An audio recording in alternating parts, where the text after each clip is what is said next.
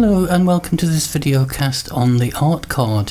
So we continue the Major Arcana series, and the first thing to notice in this particular card by Crowley is the name change from Temperance to Art.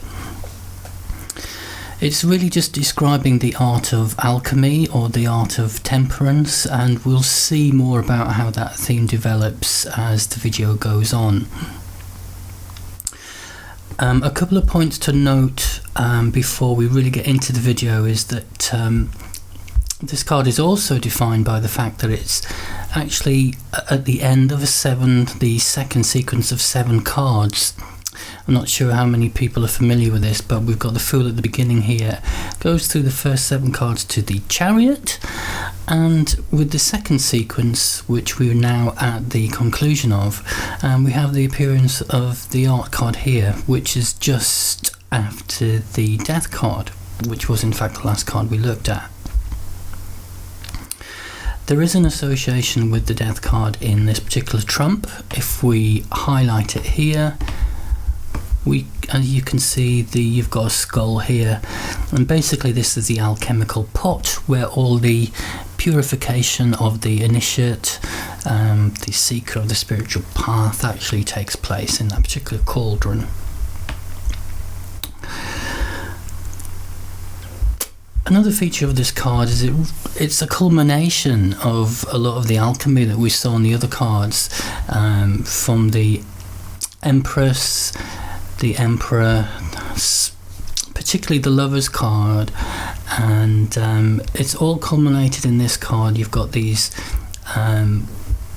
red and white figures here, here and here, and you've got the green of fertility, which is reflected in the Empress here. So more than really, this card really illustrates the fact that the Major Arcana really should be seen as part of a pack. It's they're very much connected. So when we do tarot readings, we often think of the cards being connected and not looking at them in isolation. Well, it also works when we're looking at the cards in terms of their more spiritual meaning. The fact that these cards are all connected, the energies flow from one to the other, and particularly in the Crowley deck, you've got a lot of alchemy there, which does actually integrate itself in this card. So as we'll see through the video, the theme of this card is really integration. It's integration of opposites. The weight version of this card is Temperance, I think, as I mentioned. The Temperance card looking very different, and yet it still has some alchemy behind it. The Temperance card here looks very serene. You've got the angel there, and it's a card of balance and harmony, which is what effectively the Art card represents. But the Art card is really, again, typical of Crowley. He doesn't gloss over the difficult parts of each transition that we need to make, and so as we'll see with the Art card, although we're looking at the integration of opposites within ourselves, and hence we get more of a temperance, more of a balance and harmony, that particular process can be a bit difficult. So we'll move on to the next section and we'll see how these various themes play out. Okay, we'll just briefly mention again the Rider-Waite card. I did say that it mentioned some alchemy. In the middle here you've got this triangle there, and you've got the water being poured from the one cup to the other. So if we look at the symbols for the different elements, you've got the fire symbol here, which is the upright triangle, and that's represented again by the upright triangle on her breastplate.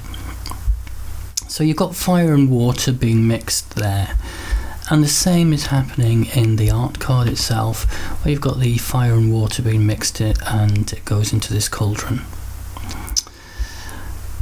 So we have similar themes. very important to the meaning of the art card is its position on the Tree of Life. So the art card appears on the 25th path between Yesod and Tiphereth. Tiphereth is all about the Christ Center. It's about the third eye. It's about bringing things into the consciousness. And Yesod is ruled by the moon, which is all about our subconscious. So this is really about bringing our subconscious things out into our conscious mind, and it's the working out and purification of those things that sort of dwell in our subconscious that need to be worked through. So it's again this balance between the energies of the sun and the moon. It's that integration of opposites, which, as I said, was like a central theme to understanding this particular card. It's also on the middle pillar here, which is directly from Keta. So again, another very powerful card. And we'll now go to the next section. The Hebrew association of this card is the letter Samek. And the pronunciation of that I'm not great at. My Hebrew is awful, but essentially it means a prop or crutch. And the way I felt that this related to the card was it relates to the, if we think of our material props in life, they are like they can get in the way of our one-pointedness on our spiritual path. So when we are dealing with this particular card, it can be associated with looking at what props we use in life. What are our material props? Are they getting in the way of what we really want to do? It's the prop of being comfortable where we are at the moment. We have like a little nice little safe sanctuary, and we tend to stay within the limits of what we find comfortable. But as we have seen working through the Major Arcana series, that this is all about taking us out of our comfort zone and expanding our vista, our horizons. So that's really how the Hebrew letter relates to the card's particular meaning. This card is associated with the sign of Sagittarius, which we will look at in greater detail again a bit later on. And Sagittarius, we've got the arrow going through her upwards in this little rainbow feature there. So, and we've also got it represented down here, as we have the Hebrew letter Samek here. So we'll now have a look at how this theme of the integration of opposites plays out in the card, and we'll look at various different examples of that in the next section. I did say in the introduction that the Art card and Lovers card were very closely associated. Astrologically, again, they're opposite. We've got the Art card in Sagittarius here, and we've got the Lovers in Gemini. So as we can see from this zodiac wheel, the two are opposite, and alchemically they're also opposite. I've got a diagram here of three cards, the Art card and the Lovers. I've included the Rider-Waite here because the Lovers is to do with more of the separation of parts, as we see, and it's more clearly associated here with the separation between the two. And alchemically it's associated with the process of dissolving, whereas with the Art card we're looking at integrating, because we have the energies of them all combined in this pot here, and the result of that is this energy that flows up the androgyne here. Crowley calls this figure an androgyne, which is basically a figure with female and male characteristics. We met that in the Fool,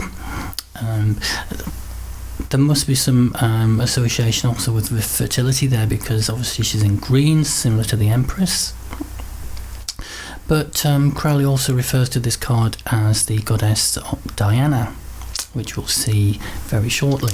So we have the two figures in the Lovers card combined into the one figure in the Art card. So the Lovers ruled by Gemini, the twins, the separation that's implied, that's integrated into the one figure in the Art card. In more detail, we can look at the symbolism that's contained on the present on the robes of these various different figures, including the Emperor and the Empress. This is where it does get fairly detailed. We've got these bees representing fertility on the Empress, possible serpents here, these curly figures. On the Emperor, we seem to have a combination. I've got the bees and these curly serpents there. The serpents representing the cycles of life and time and the infinite nature of spirit, as the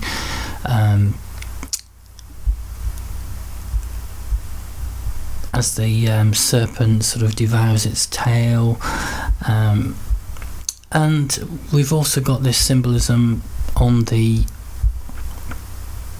Lovers card itself, where we've got on the Queen here, we've got the bee symbols of fertility, and on the King here we've got these serpents, and the two are beginning to merge here at the bottom, where you've got this overlap and a slightly different colour as the colours blend as well. So going back to the Art card itself in slightly more detail, looking at the heads of the King and Queen here, again they're swapped over in the androgyne. We've got, for instance, we've got the dark hair of the King here, and that's on the female side of the androgyne here. And we've got blonde hair associated with the dark face, and that's integrating the hair and the skin colour of the King and Queen here. And also the crowns, you notice the King's got the golden crown. Well, the golden crown's on the light-skinned here side, and the silver crown is on the dark-skinned side, whereas in the Lovers card here we've got a silver crown, pale skin, golden crown, dark skin. So we've got this mixing, this blending of qualities. Again, and this is what takes place in this pot here, what is happening down below. So again, this is another theme of the integration process which happens between male and female, conscious and subconscious, and that's again a reflection of what's happening on the Tree of Life here between the subconscious female Sephiroth in Yesod and the male Tiphareth here, which is where the Christ consciousness is. The final aspect of this integration process comes from the lion and the eagle.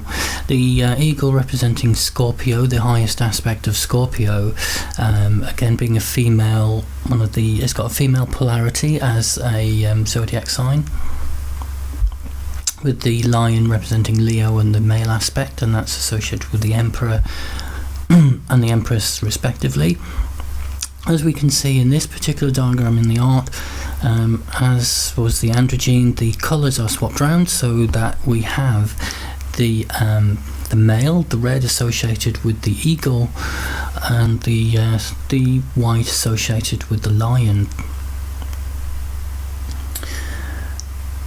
What is also happening that's significant is what's happening in this little melting pot here.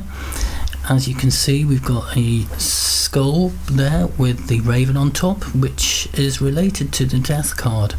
And as we saw in the introduction to this video, the death card is the card that precedes the arc card, and this particular symbolism is on here to represent that part of us that we are trying to get rid of, to filter out. It's that bit that's holding us back.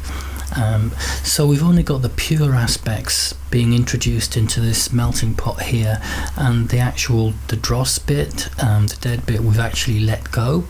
So in the previous card we've got the dying, the letting go of things, and in this particular card we've got the beginning of the integration of things that are making us far more balanced as we move on. And what actually happens then after that goes into the melting pot, we have this energy going up through her breastplate and into the shoulders, and we'll see, and it forms her robe there, with Sagittarius being the driving force for this particular process. Now, for those of you that want to know a bit more about the sort of more spiritual meaning behind Sagittarius, there's a link in the notes that I've done on my website, and there's a video, or at least there's an article I think that I've done on that. So there's a link to show just how important Sagittarius is to this particular process. I think for this particular section that's pretty much it, apart from the fact that this cauldron here is this balancing here, this purification is representing the sixth Sephiroth here, which is Tiphareth. Tiphareth is in the middle of the Tree of Life, and it's like the sun. The sun rules Tiphareth, and the sun is obviously in the centre of our solar system. So again, we've got this idea of balance and harmony. So this is where this theme of temperance comes from. And temperance is to do with balance and harmony. It's like when we lose our temper, we lose our temperance, we lose our particular status quo. So that's where the word temperance comes from. Okay, we'll go on to the next section now. The last section of symbolism that we look at, again we go back to this important arrow of Sagittarius here, because we've got the this purification process that's happened in the melting pot, and this goes right up here. This breastplate here, it's a bit like the Tree of Life here with the Sephiroth, plural, and this arrow of Sagittarius pierces Yesod, which is the 9 Sephiroth, which is this one here, which as we mentioned, and it goes towards Tiphareth in the centre here, ruled by the sun. And Tiphareth in the centre. So in effect this is saying that, you know, we've got all this femininity here, and yet right in the centre we've got this masculine Sephiroth here, which is Tiphareth. And again it forms this rainbow here, which I think I mentioned, and this spreads into this like little rather big rainbow sort of structure in the background, and contains some words which are called Vistia Rectificando Invenies Occultum Lapidum. Again, that's written down in my notes, but it means visit the interior parts of the earth by rectification. That means purification. Thou shalt find the hidden stone, which is the philosopher's stone. So what this is essentially saying is, by going within yourself you'll find enlightenment. So I've written a little bit about that in the notes there. But that's the shortened version of that. Again, the importance of Sagittarius is it's showing the need to have will and direction in your life to make this process occur. A bit more symbology or mythology about the card. In Artemis here, which is the Greek version of the goddess Diana, which is the Roman name. She's got her bow, goddess of the moon, which rules the Yesod there. In the diagram that we have, which has just disappeared. I'll bring it up again.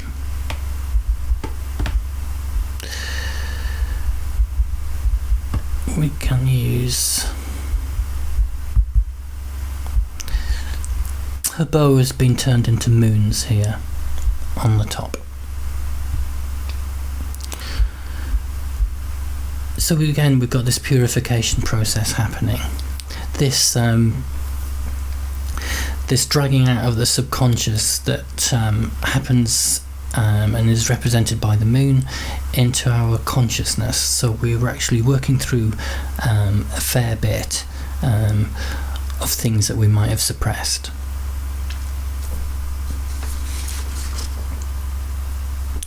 This breastplate here, again, we have here Artemis, which was the many-breasted goddess.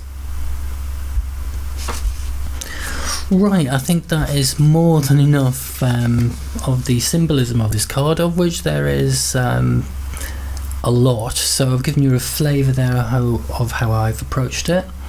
And we'll move on now to just the transition between the Death card and the Art card on the Fool's Journey. I think we've already touched on this step, but just to recap, as the Fool travels from the Death card to the Art, we have the ending of cycles in the Death card. And obviously that does represent a form of new beginning. In a reading, sometimes this step is missed out. We see the Death card and we think, oh right, there's new beginnings, but that is a process that when we do experience loss, as in a death, whether it be a physical death of someone that we know or a part of our life that has permanently changed, something that we've lost. It may be a relationship orientated, job orientated, or a friendship, or even it can be something internal.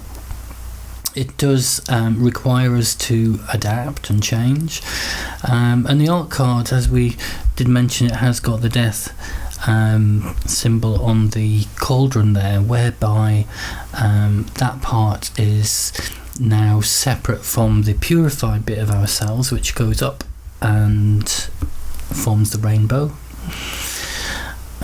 So this step of integration that occurs once we've been through this process of death and endings can be a difficult one as we drag up that subconscious bit that essentially lies inside us, represented by the moon. As we manifest that to the surface and refine that bit, it can be a difficult process because we're creating something new in this card. So although the end result is one of harmony and balance, it can be sometimes be a tricky journey to get to that end product. And we'll see more about how that plays out in the final section, which is to do with divination. But ultimately this step is one of transforming a difficult situation of loss and endings into a situation that is potentially harmonious for us. Just a short rundown of the divinatory meanings of the Art card. So in the upright position, it indicates that we are learning to bring about balance and moderation in life, taking the middle road, avoiding extremes, and maintaining a sense of calm. it's implying keeping calm in situations of great stress and anxiety, not letting things get to us, finding a place of peace, the need to strive for balance and tranquility. It also reflects a higher learning, and that what we're doing demonstrates that we have a great deal on our journey in terms of integrating those things that we need to bring into balance. So this represents a lot of what I've talked about in the tutorial, which is all about bringing things out of the subconscious and working on them. In relation to others, it represents an adaptation, tempering those things which are happening in our daily lives, at home and at work. It's trying to be in harmony with others and coming from a place of stability and strength inside of us. It's also trying to find the right balance of skills and interests so that we can make the most out of life. So the art card asks us to be patient so that we can act with conscious intent, as implied by the Tippereth, which is all to do with the third eye, the consciousness. And I think the next section will just look very briefly at how this card plays out reversed. In the reverse setting, it would seem to indicate a time when something in our life is out of balance, in conflict, or maybe excessive, and therefore it's creating like a tension in our life. We may be acting impatiently, refusing to take the sort of moderate, more gentle approach, and we've got to be wary of acting hastily. So when it comes up reversed, in relation to our external circumstances, it may represent the fact that the people we're dealing with are proving really that we can't really work with them. They're proving to be uncooperative, and we may feel that their interests conflict with our own interests. So again, implying this idea that something is out of balance. That gives a flavour of the different meanings of the art card, and in the final section we'll look at these meanings applied to a Celtic cross.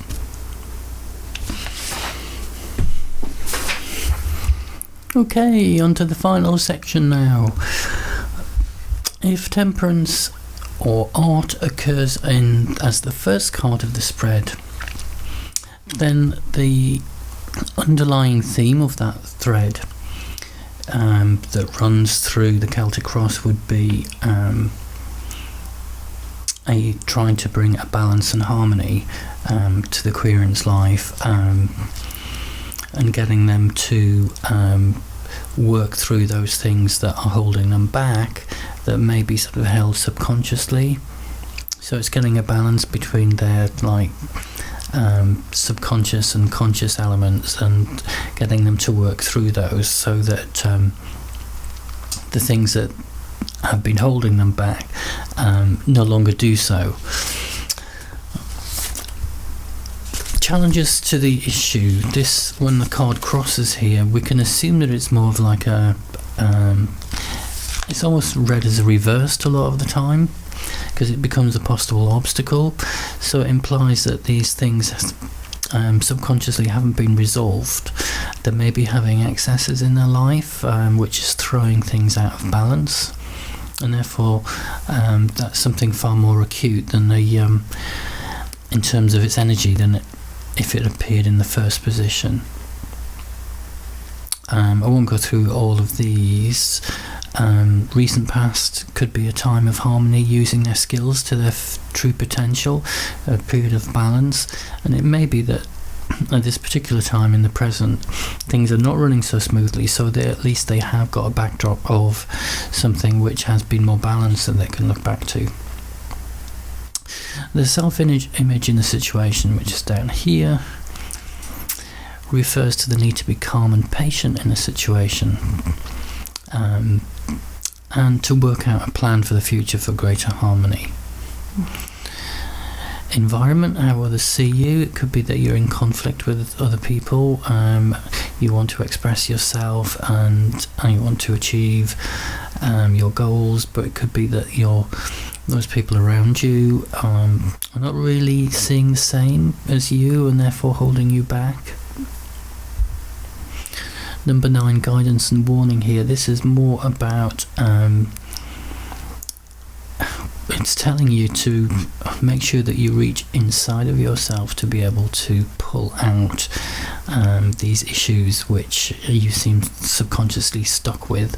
Otherwise you will not be able to reach your true potential, as indicated in those 6 and 10. But the final outcome, really, if it appears in number 10 position, it's to do with having balance in your life, moving your life onto a higher octave, through basically working through with patience and courage to work through these blocks, to sift out that which isn't working for you. So the result ultimately will be a more productive spiritual life. And then you bring out these realizations into the world as you learn these difficult lessons and bring them into a more conscious environment. So I think that pretty much sums up the art card. You can tell why I've spent a lot of time on this, because it's not the easiest card to explain, but my notes are there on the website for you to look through, and hopefully that will provide some sort of basis for you to find your own way with this card. Okay, so we move on to the next card, hopefully in a very short while. Okay, take care, bye.